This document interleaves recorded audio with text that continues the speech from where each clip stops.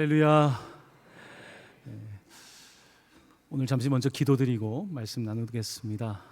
하나님, 어제는 빌리 그레함 목사님 1973년 여의도 집회가 있고 그 50년 전에 하나님의 은혜를 사모하며 많은 성도들이 상암 경기장에 모여 하나님을 찬양하고 예배했습니다. 하나님, 이 시간 간절히 구하는 것은 이 나라 이 민족이 하나님 주신 은혜를 잊지 않게 하여 주시고 성령 강림 허락하셨사오니 더 충만해지는 은혜가 교회들마다 이 나라 이 민족 구석구석마다 있기를 원합니다.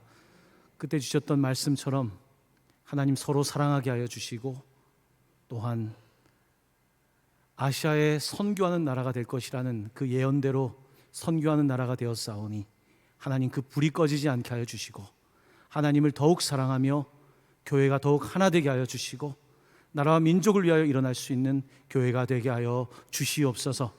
아시아의 연약한 나라들을 섬기는 나라가 되게 하여 주시고 거룩한 제사장이 되어 하나님의 영광을 올려드리는 하나님 대한민국이 되게 하여 주시고 또한 저 철조망 건너에 하나 되는 한반도가 되게 하여 주옵소서.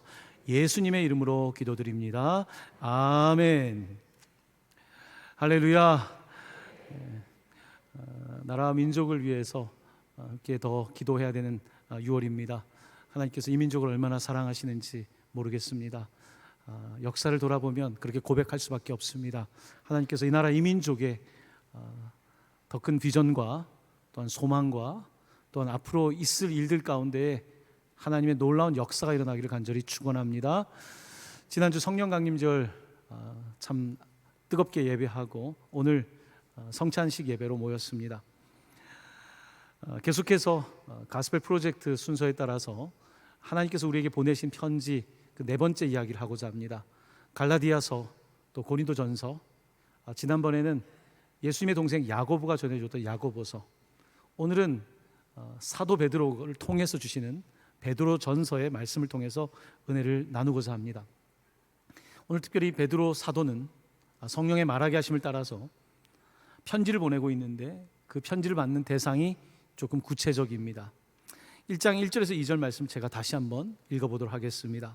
예수 그리스도의 사도 베드로는 본도, 갈라디아, 갑바도기아, 아시아와 비두니아에 흩어진 나그네 곧 하나님 아버지의 미리 아심을 따라 성령이 거룩하게 하심으로 순종함과 예수 그리스도의 피 뿌림을 얻기 위하여 택하심을 받은 자들에게 편지하노니 은혜와 평강이 너희에게 더욱 많을지어다. 아멘. 아멘. 이 성경에 나와 있는 5 지역은 터키, 튀르키예의 소아시아 지역입니다. 지도에 표시된 붉은 서클로 표시된 지역입니다. 이곳에 흩어진 사람들에게 편지를 보낸 것입니다. 자, 그런데 이 본문에서 우리가 주목해야 될 베드로전서 전체를 이해하는 아주 중요한 단어 하나가 등장합니다. 그것은 베드로가 그들을 칭하는 표현인데요, 흩어진 나그네라고 하는 표현이 있습니다. 흩어진 나그네. 여기서 흩어진이라고 하는 단어는 원어 성경에는 이렇게 되어 있습니다. 디아스포라라고 되어 있습니다. 흩어진 나그네에서 흩어지는 디아스포라입니다. 디아라고 하는 말은 어떤 것을 넘어 있다는 뜻이고 스포라라고 하는 뜻은 스케를 흩어졌다는 뜻입니다. 그 디아스포라는 넘어서 흩어진 사람들을 뜻하는 것입니다. 요즘은 디아스포라라고 하면 헬라어지만 영어로도 사용하고 우리나라에서도 디아스포라 하면 사람들이 그 의미를 이해하고 있습니다. 디아스포라, 바로 흩어져 있는 나그네라고 하는 표현을 또한 사용하고 있습니다. 나그네라고 하는 표현은 낯선 사람, 영어 성경에서는 스트레인저라고 하는 표현을 사용하고 있습니다. 그러니까 디아스포라 스트레인저, 흩어져 있는 낯선 사람들, 흩어져 있는 이방 사람들에게 편지한다라고 오늘 표현을 사용하고 있는 것입니다. 베드로전서의 키워드 중에 하나인 이 흩어진 나그네는 오늘 우리가 계속해서 주목해야 될 단어입니다.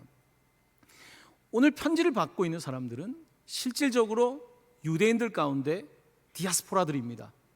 흩어져 있는 사람들이고 그 흩어져 있던 유대인들이 이제 헬라 사람들 또한 각 지역에 있는 사람들과 함께 교회를 형성하게 되었고 그들에게 편지를 보내고 있는데 그들을 읽어서 흩어져 있는 디아스포라 나그네라고 부르고 있는 것입니다. 왜 베드로는 이들을 뭐 성도라고 표현할 수도 있고 형제라고도 표현할 수 있을 텐데 왜 디아스포라라고 표현하고 있는 것일까요?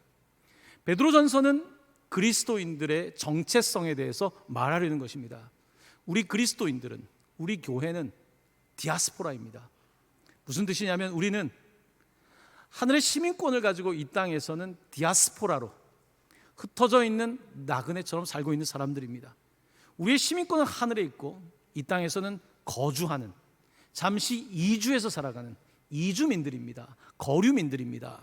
이와 같은 의미에서 이 단어를 사용하고 있고, 이 단어는 베드로 전서를 전체를 관통하는 아주 중요한 단어인 것을 알 수가 있습니다. 자, 그러면 그리스도인들이 이 디아스포라로서 살아가고 있는 이 세상에 있는 원주민들, 네이티브들은 누구일까요? 우리가 이주민이라면 그러면 이 땅에 살고 있는 원주민들은 누구일지에 대해서 우리가 그 힌트를 베드로전서 마지막 절에서 찾아볼 수가 있습니다. 베드로전서 5장 13절 14절입니다.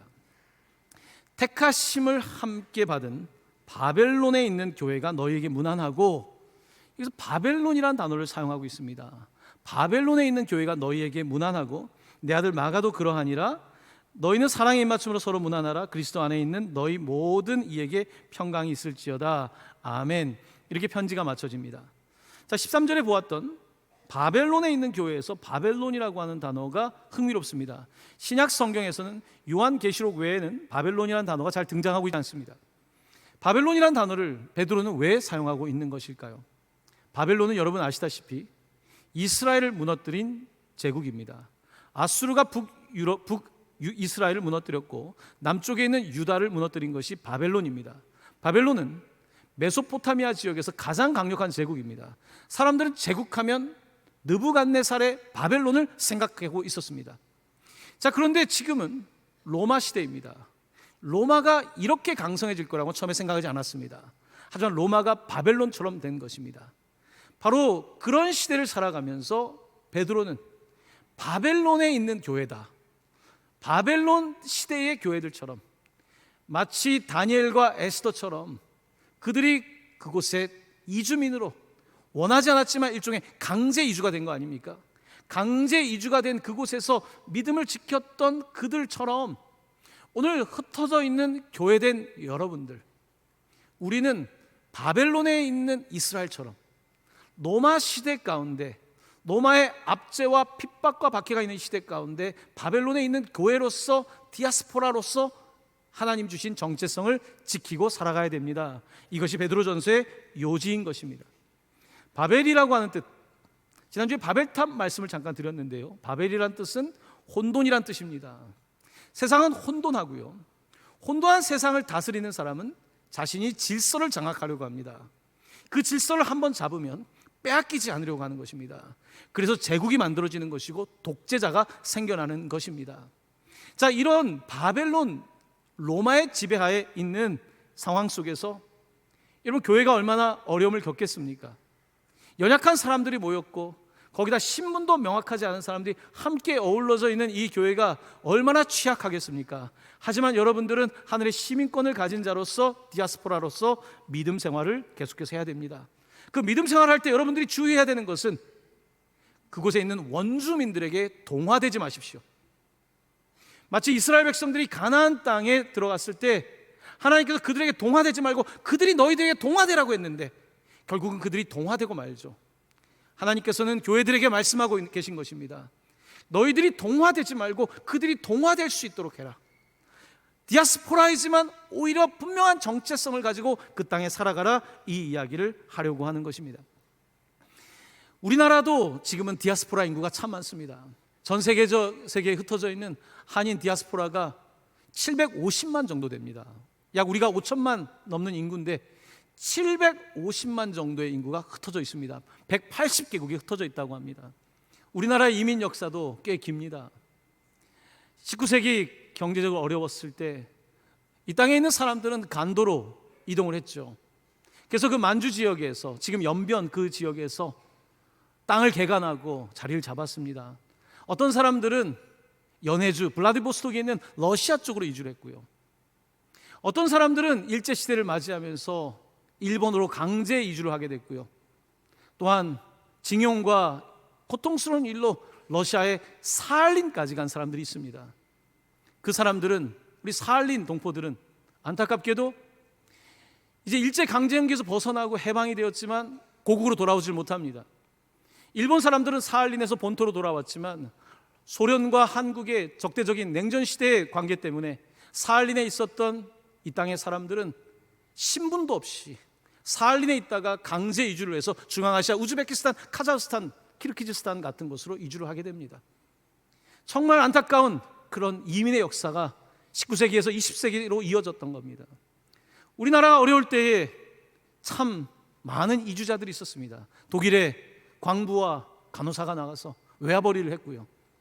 또한 미국에 가서 그곳에 정착하며 참으로 많은 한국 사람들이 이곳저곳에서 정착하여 참 아름다운 삶을 이어가고 있습니다. 750만의 인구입니다. 이제는 곳곳에 흩어져 있는 대한민국 사람들은 참 대한민국의 위상과 함께 각자 이민자로서의 위상도 참 높아졌습니다. 그런데 참 대한민국 이민에서 흥미로운 것은요, 흔히 우리가 중국 사람들이 이민을 가면 중국 식당을 차린다고 하죠. 그런데 한국 사람들이 이민을 가면요, 한인교회를 세웁니다. 한인교회가 정말 많습니다. 그 작은 마을에도 교회가 있습니다. 정말 대한민국 사람들은요, 지독하게 교회를 좋아하는 사람들입니다. 지독하게 예수님을 좋아하는 사람들입니다. 그래서 이 본토에서 예수를 믿지 않았던 사람도 이민을 가거나 잠시 거주하게 되면 교회를 가게 돼요. 왜냐하면 그곳에 가야지 사람들을 만날 수 있고 그곳에 가야지 또한 용기를 얻을 수 있기 때문입니다. 바로 이것이 디아스포라의 삶입니다. 그런데 우리 한인 디아스포라도 이렇게 지금 750만이 되지만 디아스포라의 가장 전형적인 예라고 한다면 유대인일 것입니다. 유대인들은 디아스포라가 되었습니다. 바벨론에게 멸망을 당하고 흩어졌습니다. 그리고 AD 70년 로마에게 나라를 빼앗기고 나서는요, 이제는 모든 사람들이 흩어지는 역사를 갖게 됩니다. 그 디아스포라의 역사, 하나님은 왜 특별히 이스라엘을 디아스포라로 만드셨을까? 여기에는 놀라운 하나님의 구원의 역사가 있는 것입니다. 바로 베드로 당시 이미 유대인들은 디아스포라로서 아프리카, 아시아, 터키, 유럽까지 곳곳에 진출해 있었습니다. 이들은 디아스포라로 흩어지면 회당을 짓습니다. 그리고 그들이 함께 모여서 서로의 비즈니스를 도와주고 가정을 돌아봐주고 또한 언어를 잃어버리지 않기 위해서 유대교 히브리어를 가르치고, 그렇게 그들은 이주한 곳에서도 그 정체성을 유지하려고 굉장히 애를 쓰는 사람들입니다. 그러니까 2000년이 지났어도 그들의 언어가 사라지지 않았고 그들의 관습과 종교가 나라를 가지고 있는 나라보다 그 전통이 더 잘 지켜지고 있다는 것은 놀라운 그들의 뿌리를 보여주고 있는 것입니다. 자, 이렇게 디아스포라로 흩어져 있는 유대인들이 흩어져 있으면서 놀랍게도 복음을 듣게 됩니다. 흩어져 있는 곳에서 구약 성경밖에 믿지 않았던 그들이 바로 구약 성경이 포인트하고 있는 메시아가 예수 그리스도라는 사실을 알게 되고 믿게 되었을 때에 그들이 성령을 받게 되고 교회가 생겨나게 된 것입니다. 회당을 넘어서서 교회가 됐는데 회당은 그래도 유대인 중심이었습니다. 유대인 중심의 민족주의를 벗어나지 못하고 있었습니다. 하지만 예수 그리스도, 만왕의 왕 만유의 주이신 가장 보편적인 바로 그 예수 그리스도의 놀라운 구원의 은총이 유대교를 넘어서, 유대인을 넘어서 이방인에게, 네이티브 그 사람들에게 펼쳐지고 있었던 것입니다. 그렇게 교회가 세워지고 유대인들과 헬라인들은 이제 함께 예배하는 사람들이 되어가고 있었습니다. 이제는 할례가 아니라, 유대인들의 할례가 아니라 예수의 흔적을 가진 사람이라면, 예수의 십자가를 믿는 사람이라면 누구든지 교회의 일원이 될 수 있는 그와 같은 일이 벌어지게 된 겁니다. 하나님께서는 유대인들을 흩으심으로 말미암아 교회의 거점들을 세워주신 것입니다. 그 거점들을 통하여 그 지역에 있는 오히려 본토인들이 신앙을 갖게 되었고 예수를 영접하게 된 것입니다. 그렇게 유럽은 이렇게 디아스포라를 통해서 이제는 교회가 세워지게 되었고 로마 시대의 곳곳에 교회가 세워지게 된 것입니다. 그런데 교회가 세워질 때에 이것이 걱정되고 염려되었던 사람들이 있습니다. 바로 그들은 정치 권력을 갖고 있었던 사람들이었습니다.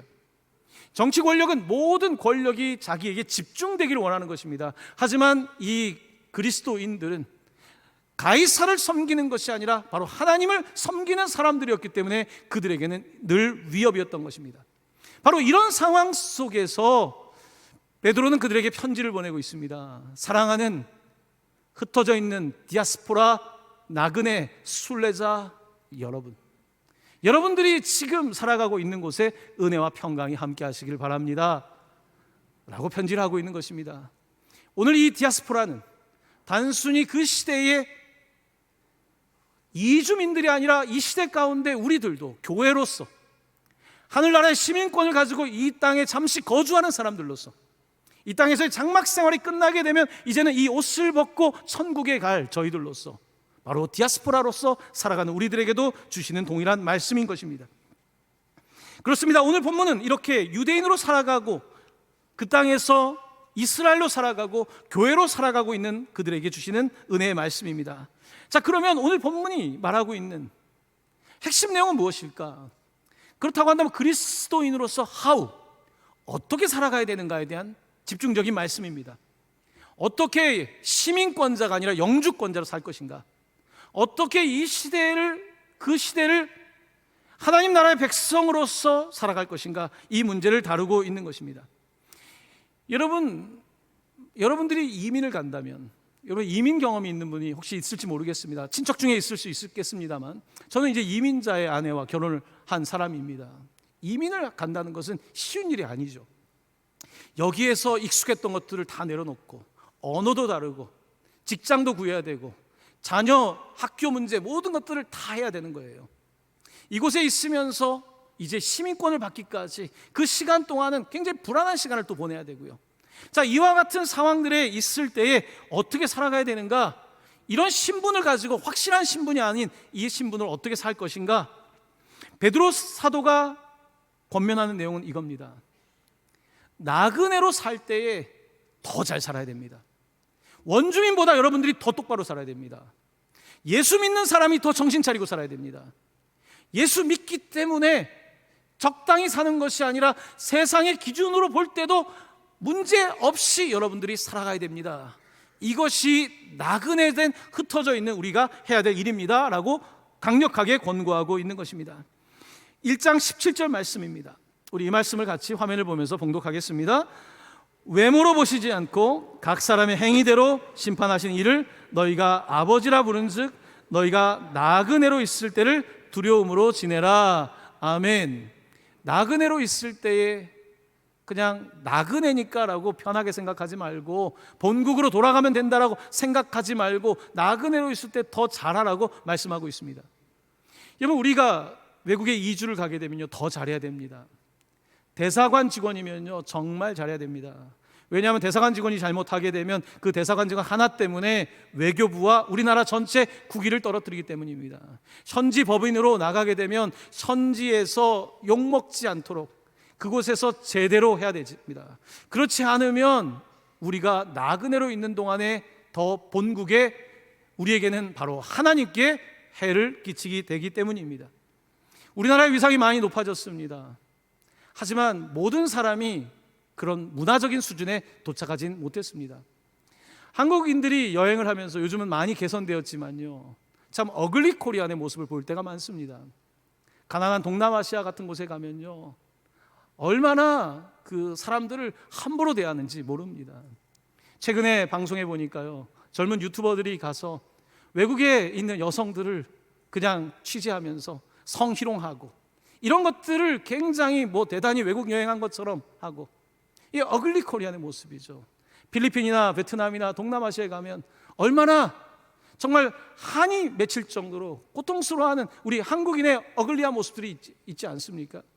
나그네로 있을 때 더 잘해야 된다는 것입니다. 그 나라에 가서 더 잘해야 되는 거예요. 남들이 안 본다고 생각하면 안 되는 거예요. 출장 가서 더 잘해야 되는 거예요. 우리가 선교지에 가서 더 잘해야 되는 거예요. 그냥 여행 왔으니까 그냥 아무도 모르겠지 이런 태도로 안 된다는 것입니다. 교회 안에서만 하는 것이 아니라 교회 바깥에 우리가 나그네로 있기 때문에 교회 바깥에서 더 잘해야 된다는 것입니다. 하나님이 보고 계신다는 것입니다. 하나님은 외모만 보는 것이 아니라 우리를 보고 계시며 오히려 나그네이기 때문에 더 잘해야 된다는 것이 강력한 베드로의 권면인 것입니다. 그렇습니다. 오늘 베드로 사도는 분명하게 성도들이 나그네로서 함부로가 아니라 더 명확하게 살아갈 것을 요구하고 있습니다. 2장 11절 12절 말씀입니다. 사랑하는 자들아, 거류민, 그러니까 이주민입니다. 이주민과 나그네 같은 너희를 권하노니 영혼을 거슬러 싸우는 육체의 정욕을 제어하라. 너희가 이방인 중에서 행실을 선하게 가져 너희를 악행한다고 비방하는 자들로 하여금, 그 다음 말씀 함께 읽겠습니다. 너희 선한 일을 보고 오시는 날에 하나님께 영광을 돌리게 하려 함이라. 아멘. 아멘. 오히려 그곳에 있는 원주민들에게 더 선행을 베풀므로써 하나님께 영광을 돌리는 것이 너희들이 해야 될 일이다. 이것이 하늘 시민권의 자존심을 가지고 있는 사람들이 해야 될 일이다. 이것이 교회의 자존심을 가지고 있는 사람들이 세상을 살아가야 될 방식이라고 말씀하고 있는 것입니다. 그렇습니다. 우리는 세상 안에서 살아갈 수밖에 없습니다. 하지만 우리는 세상의 안에 있지만 세상에 속한 사람들은 아닙니다. In the world, but not of the world. 우리는 세상 안에 살고 있지만 세상의 것은 아닙니다. 바로 이것이 성경이 말하고 있는 heavenly citizen, 바로 하늘의 시민권을 가지고 있는 것입니다. 베드로 사도는 이들을 향해서 나그네로 있지만 디아스포라로 있지만 우리의 신분은 너무나 명확하며 하지만 이 땅 가운데에 제대로 똑바로 살 것을 권면하고 있는 것입니다. 제가 미국에 유학을 갔을 때 읽었던 책 한 권 제목이 오래되다 보니까 기억이 많이 나지 않지만 한 권은 늘 제 머릿속에 남아 있습니다. 그 책 제목은 Resident Aliens라고 하는 책입니다. Resident, 거류하는 이방인, Alien, Stranger를 말하는 것입니다. 바로 오늘 본문에 나와 있는 이 단어와 유사한 단어를 사용하고 있습니다. 오늘 그리스도인들은 Resident, 이 땅에 살고 있지만 이방인이라는 거예요. 왜냐하면 이 세상 사람들은 다 나쁜 짓을 하면서 다 그런 줄 아는데 이 사람은 그렇게 안 하는 거예요. 스트레인저인 거예요. 아니 다 그 길로 가는데 저는 괜찮습니다. 이 길로 가는 거예요. 스트레인저인 거예요. 에일리언인 거예요. Resident Aliens. 바로 이것이 이 책의 저자가 설득하려고 했던 거예요. 이 책을 읽었던 수업은 크리스천 에틱스라고 하는 기독교 윤리 수업이었습니다. 윤리 수업에서 이 내용을 배운 거예요. 기독교의 윤리는 뭡니까? 세상의 윤리는 세상의 기본을 따라가야 되지만 기독교 윤리는 그것보다 더 고차원적인 거예요. 하늘의 윤리인 것이고 그것을 우리가 살아내기 위해서 때로는 억울한 일도 있고 화나는 일도 있지만 이 땅 가운데에 법을 준수하고 이 땅에서 요구하는 것들을 해내면서 오히려 악행을 하는 세상 속에서 선행을 함으로써 그들의 입을 막는 것이 기독교인들의 전도 전략이고 선교 전략이고 그것이 바로 우리의 윤리라고 강조하고 있는 것입니다. 그렇습니다. 오늘 우리는 레지던트 에일리언으로서 이 땅 가운데 살아가는 이민자로서 비용을 지불해야 됩니다. 여러분들이 이민을 간다면 비용을 지불해야 되는 거예요. 이민 간다고 다 쉽지 않습니다. 여러분, 유학 간다고 다 되는 것이 아닙니다. 그곳에 가려면, 가서 내가 제대로 하려면 더 열심히 해야 되는 거예요. 한국에서보다 더 열심히 할 자신이 없으면 사실은 유학을 가거나 이민을 가는 것은 좋은 선택이 아닐 가능성이 높습니다. 지난주에 자녀들이 외국에서 돌아와서 저한테 인사를 하러 온 가정들이 몇 가정이 동시에 있었습니다. 한 가정은 벌써 10년은 된 것 같습니다. 이제 젊은 아들이 이민을 선택한 거예요. 근데 이민이 무슨 대단한 기술 이민이 아니에요. 정말 힘든 노동을 하는 그 조건으로 영주권을 가게 된 거예요. 제가 가면 너무 고생스러울 텐데, 한국에서의 노동보다 훨씬 강도 높은 노동을 할 텐데 괜찮을지 사실 걱정하는 마음이 있었습니다. 이제 아이가 커가지고요, 그 조그만 아이를 데리고 갔는데 이제 큰 아이를 데리고 왔더라고요. 목사님, 그곳에 있으면서도 목사님의 설교를 종종 들었습니다. 정말 어려웠지만 여기까지 왔습니다.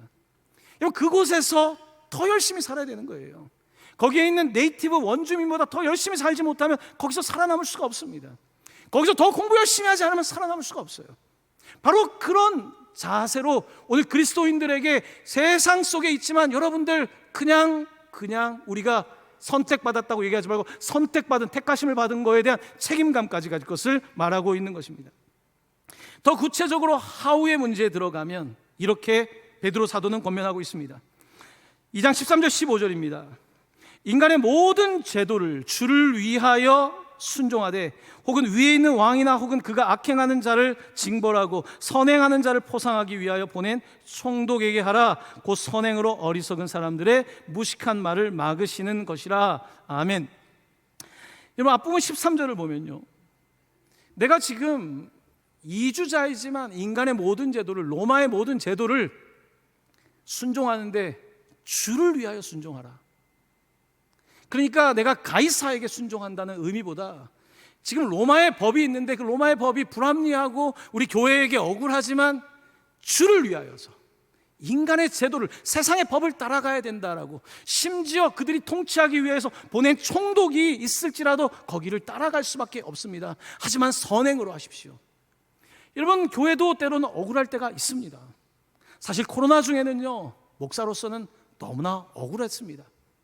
아니, 뭘, 같은 교회 아닌데, 우리는 이단이 아닌데, 우리는 그렇게 사회에 무리를 일으키지 않았는데, 오히려 교회가 사회복지 섬기는 일을 정말 많이 하고 있는데, 우리 성도님들은 정말 열심히 살고 있는데, 교회를 향한 메시지가 정말로 부정적인 메시지가 들릴 때는 너무나 속상하고 억울하고, 정말 어디 가서 소리라도 지르고 싶을 때가 많이 있었습니다.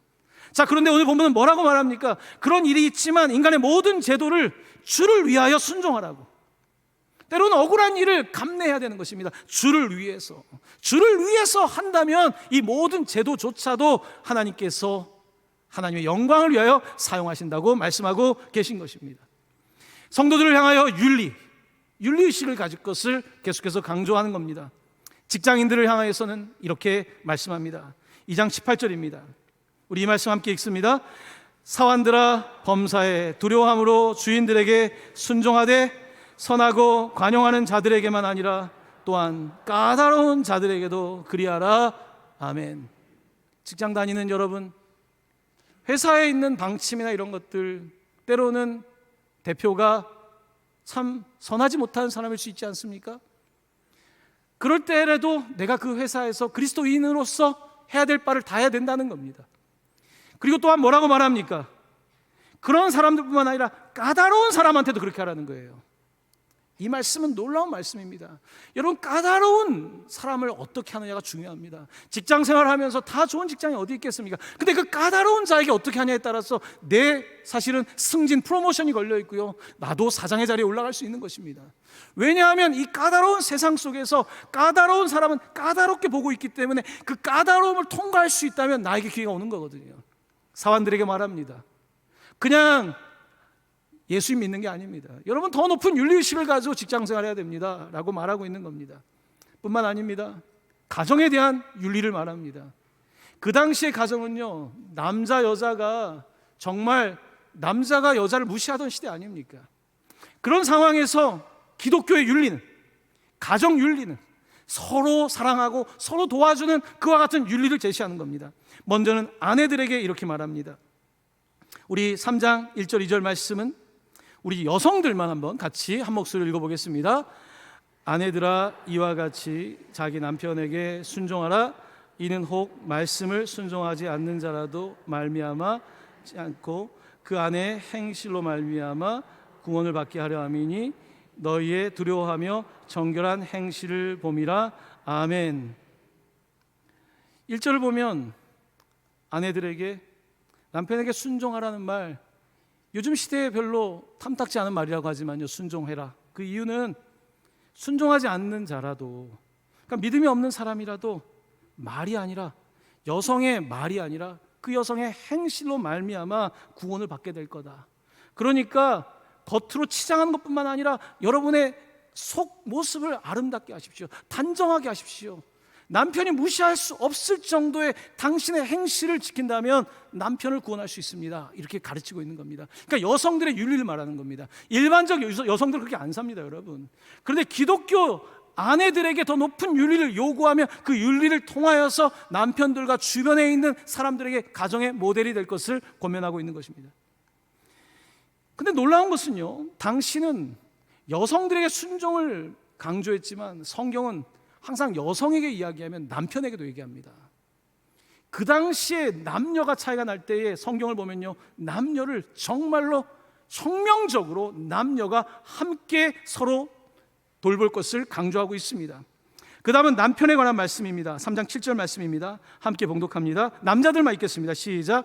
남편들아, 이와 같이 지식을 따라 너희 아내와 동거하고 그를 더 연약한 그릇이요 또 생명의 은혜를 함께 이어받을 자로 알아. 귀히 여기라. 이는 너희 기도가 막히지 아니하게 하려 함이라. 아멘. 남편들에게 말씀하고 있습니다. 지식을 따라 아내와 동거하고, 아내를 정말, 그러니까 딴짓하지 말고 아내와 동거하라고, 아내를 그리고 귀하게 연약한 그릇으로 여기라는 겁니다. 스댕 그릇처럼, 냉면 그릇처럼 여기지 말고 깨질 것 같은 연약한 그릇으로 생명의 은혜를 함께 이어받을 자로 여기고, 그러니까 교회에서만 섬기는 것이 아니라 이렇게 해야지 기도가 막히지 않을 겁니다. 남성 리더들이 기도가 막히지 않으려면 아내와의 관계에서 잘할 것을 말씀하고 있는 것입니다. 이렇게 구체적인 윤리를 베드로 사도는 강조하고 있습니다. 이것은 어떠한 전도에 대한 가르침보다 더 강력한 가르침입니다. 왜냐하면 말로 전도하는 것이 아니라 행실로 전도해야 되는 바로 그들은 이 땅 가운데 디아스포라이기 때문입니다. 사람들이 보고 있고 디아스포라를 바라볼 때 에이고 디아스포라니까, 이주했으니까, 인종차별, 별의별 차별이 다 있는 곳에서 그들의 행실로 전도해야 된다는 말씀을 하고 있는 것입니다. 3장 9절 말씀은 함께 봉독합니다. 시작. 악을 악으로 욕을 욕으로 갚지 말고 도리어 복을 빌라. 이를 위하여 너희가 부르심을 받았으니 이는 복을 이어받게 하려 하심이라. 아멘. 아멘. 이렇게 베드로 전서는 성도들에게 디아스포라로서 더 멋있게 살라는 거죠. 이주민이지만 더 멋있게, 교회가 그 당시에는 소수였지만 멋진 소수로, 멋진 소수의 의인답게, 그것이 우리의 의를 드러내는 것이 아니라 예수의 의로움을 따라 구원받은 사람들로서 그렇게 살아갈 것을, 구체적인 직장과 가정에서 그 윤리를 실천할 것을 권면하고 있는 것입니다. 여기에는 이들에 대한 하나님의 놀라운 선택에 대한 확신이 담겨 있는데요, 베드로전서에서 등장하는 또 중요한 개념 중에 하나는 바로 그들이 제사장이라는 것입니다. 그들이 디아스포라일 뿐만 아니라 그 땅 가운데 제사장으로 보내셨다. 여기에 대한 말씀입니다. 2장 5절 말씀인데 함께 봉독합니다. 너희도 산돌같이 신령한 집으로 세워지고 예수 그리스도로 말미암아 하나님이 기쁘게 받으실 신령한 제사를 드릴 거룩한 제사장이 될지니라. 아멘. 아멘. 종교적 기능으로서 짐승을 잡아 죽이는 제사장이 아니라 여러분들의 삶을 거룩하게 하십시오. 여러분들이 제사장이 되십시오. 여러분의 삶이 신령한 제사가 될 수 있도록 하십시오. 그게 여러분 디아스포라의 삶입니다. 그리고 유명한 2장 9절 말씀이 이어집니다. 그러나 너희는 택하신 족속이요. 아니, 지금 외국에 나가서 지금 정체성이 흔들리는데 말씀합니다. 너희는 택하신 족속이요. 너희들은 왕 같은 제사장들이요.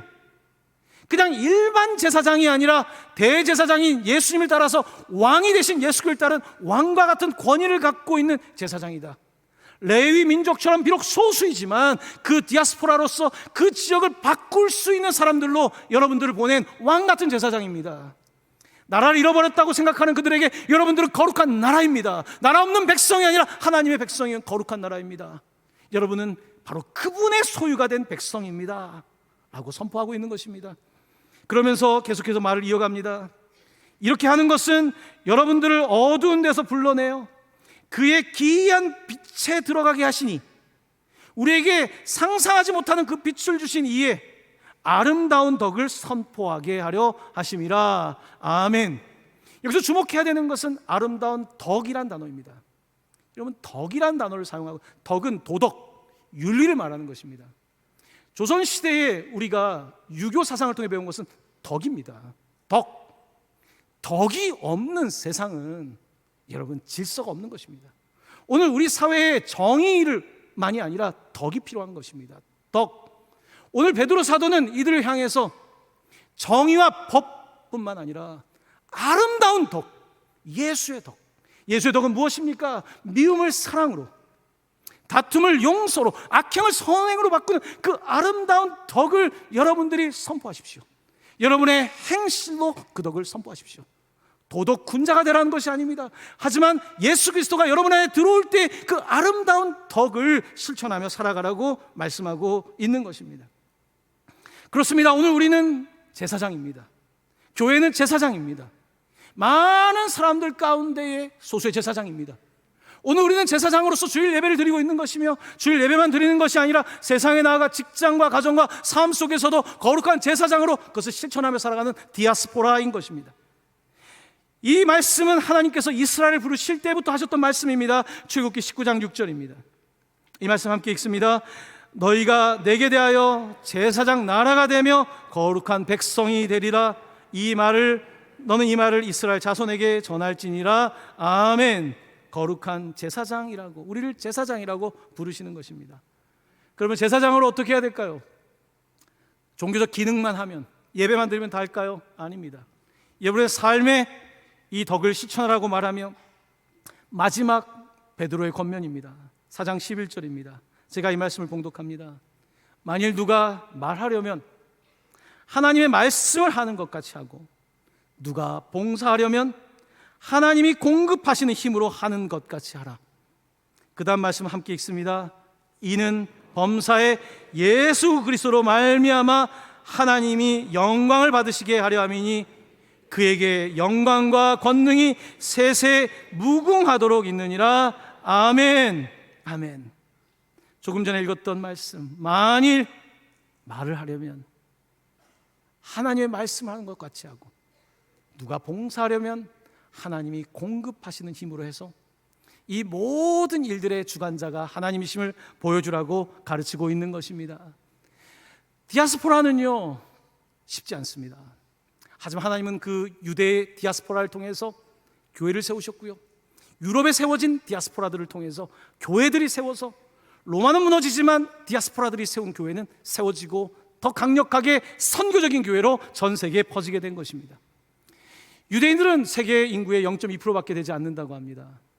근데 그들은 유대인, 정말 유대감이 대단한 사람들입니다. 그들은 소수이기 때문에 똘똘 뭉칩니다. 똘똘 뭉쳐서 어떠한 상황에서도 정말로 하나님을 믿는 그 정체성을 잃어버리지 않고 살아가는 거죠. 그렇기 때문에 그들이 가는 곳마다 그들이 힘을 갖게 되는 것입니다. 2차 세계대전, 홀로코스트, 유대인 학살은요, 유럽인들이 느꼈던 두려움 때문에 발생한 일이었습니다. 왜냐하면 유대인들이 정치, 경제, 특별히 경제 다 가지고 간 거예요. 자녀들이 다 의사가 되고, 그러니까 자기의 자녀들이, 원주민들의 자녀들이 환자가 되는데 이 유대인들이 다 차지한 거예요. 그러니까 방법이 없으니까 권력으로 그들을 600만을 죽였던 사건이 일어난 겁니다. 근데 그들은 거기서 끝나지 않습니다. 1948년 이스라엘 세웠고요, 그들은 미국으로 이민 가서 엄청난 영향력을 발휘하고 있습니다. 워싱턴 DC에서 있는 이스라엘 사람들이 노비를 하기 위해서 모인 컨퍼런스 같은데 영상을 보면요, 어마어마합니다. 그들은 소수이지만 세상을 움직이고 있습니다. 왜 그럴까요? 왜냐하면 짠맛 나는 소수이기 때문에 그런 것입니다. 짠맛이 있기 때문에 그런 것입니다. 사랑하는 성도 여러분, 오늘 베드로 사도는 나그네로 가 있는 성도들을 향해서, 여러분들은 비록 소수이지만 짠맛을 내십시오. 여러분들은 비록 소수이지만 하나님을 믿고 그 아름다운 덕을 선포하며 살아갈 때에 하나님께서는 여러분들 통하여 영광 받으실 거고, 여러분들도 복을 받을 것입니다. 복을 이어가게 될 것입니다. 사랑하는 성도 여러분, 저는 하나님을 잘 믿는 사람들이 물론 이해되지 않는 고난을 받을 수 있지만요, 하나님께서 복을 준다고 믿습니다. 하나님께서 여러분의 삶에 함께 하시길 원합니다. 여러분이 더 덕을 갖는 그리스도인 되시기를 예수님의 이름으로 간절히 축원합니다. 아멘.